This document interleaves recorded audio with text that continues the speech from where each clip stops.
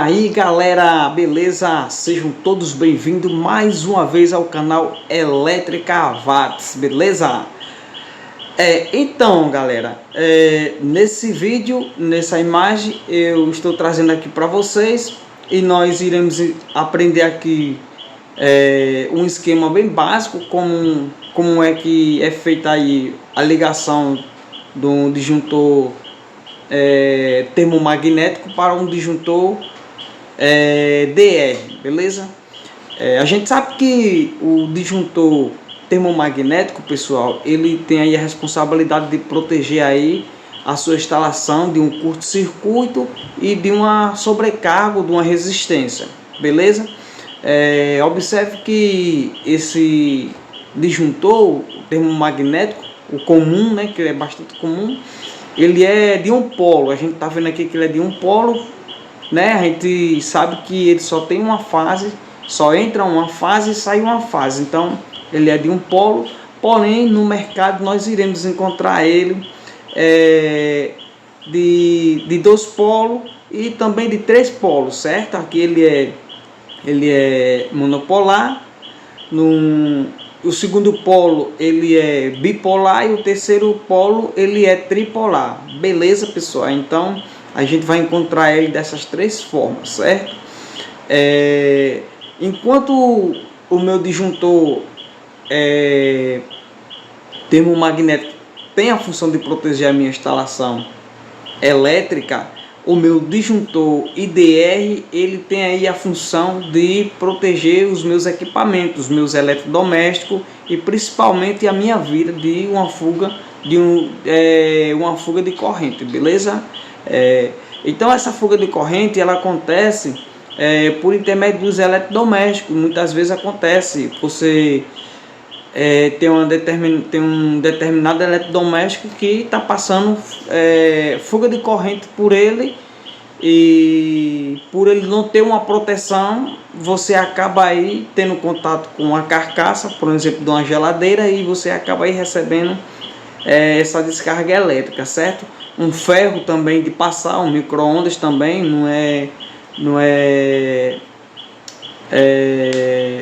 não tá difícil de acontecer isso.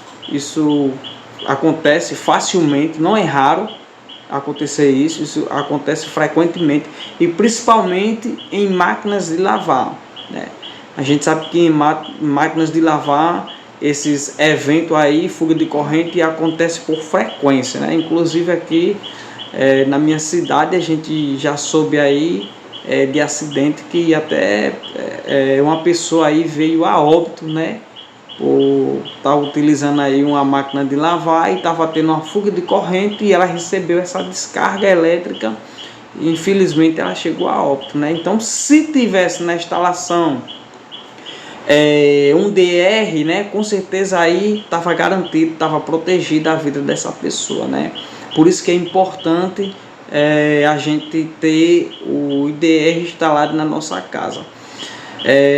Outra coisa que às vezes muitas pessoas quando vai fazer a instalação, tem alguns lá que tem dúvida, né? Alguns eletricistas, algumas pessoas que vai fazer o trabalho tem dúvida por onde deve alimentar o disjuntor, certo? Uns afirmam que o certo é alimentar pela parte de cima e outros afirmam que o certo é pela parte de baixo, certo? Sendo que não tem polaridade, tanto faz pela parte de cima, pela parte de baixo, ele vai atuar da mesma forma, fazendo aí o seu papel, cumprindo aí com que falar aí a sua fabricação, beleza? Eu particularmente prefiro alimentar o meu disjuntor pela parte de baixo, galera, certo? Então pela parte de baixo, observe que ele já está aí na função fechada, ou seja, a partir do momento que eu alimentar, na minha alimentação, na minha entrada vai ficar alimentado sim, mas porém a saída não vai ficar alimentado porque ele está fechado, certo? Então o meu disjuntor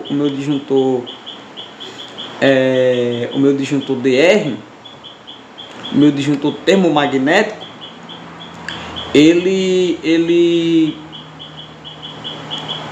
Essa parte aqui de baixo aqui é a parte que eu prefiro alimentar ele, certo? Essa parte de baixo é a parte de baixo que eu prefiro alimentar ele. Porém, tem muitos que preferem pela parte de cima. Eu pela parte de baixo, tranquilo, já é o meu costume, certo? Então galera, e como é que acontece? Como é que é feita essa ligação? Essa ligação é feita da seguinte forma, galera. Observe que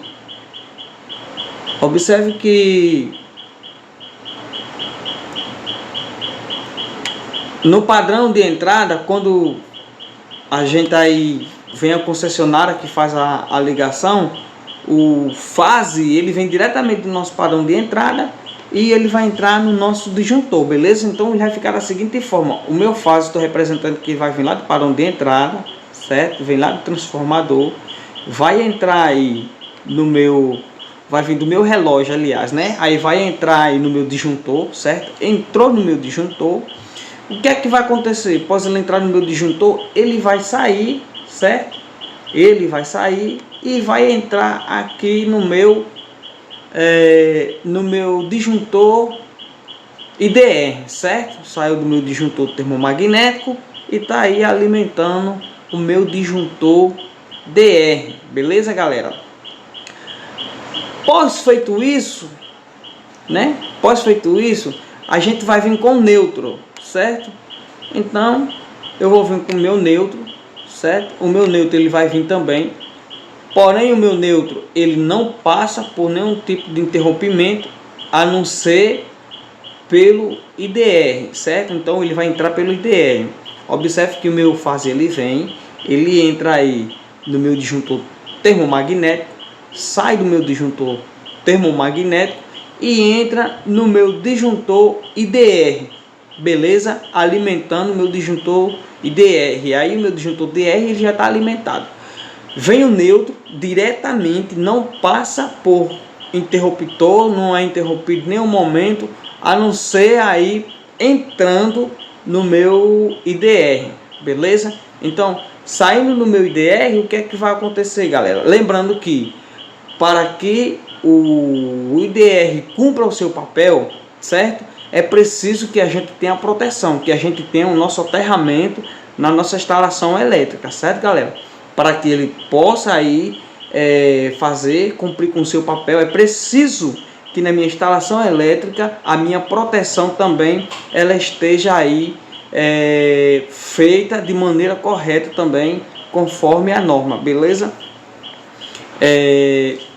Então observe que o meu DR também ele tem um botão, esse botãozinho vermelho, galera, esse botãozinho aqui como se fosse um botão de reset, certo? Esse botão aqui preto aqui, ó, beleza? É como se fosse um botão de reset. O que é que acontece? A partir do momento que eu alimentei ele, é uma forma de teste, certo? Para mim saber se realmente ele está funcionando perfeitamente. A partir do momento que eu alimento o meu disjuntor IDR, quando eu pressiono esse botãozinho de reset, ele vai ter que disparar a minha chavezinha seletora, beleza? Tem essa chavezinha aqui, ó, essa chavezinha aqui. Eu vou ligar ela, pois está alimentada, eu vou ligar ela, vou acionar ela para cima, certo? E eu vou pressionar esse botãozinho aqui como se fosse um reset, certo? O que é que vai acontecer?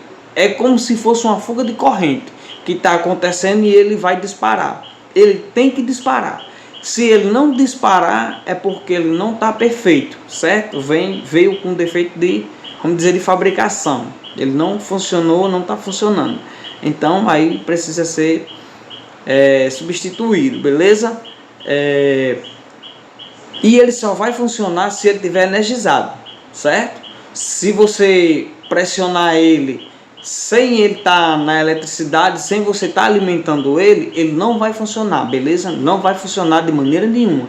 Ele só vai disparar a partir do momento em que você alimenta ele e que você pressiona ele, aí ele vai disparar, beleza? Então o que é que vai acontecer? Aqui nós saímos aqui do padrão de entrada, entramos no nosso disjuntor termomagnético, saímos do nosso disjuntor termomagnético e entramos aí no nosso disjuntor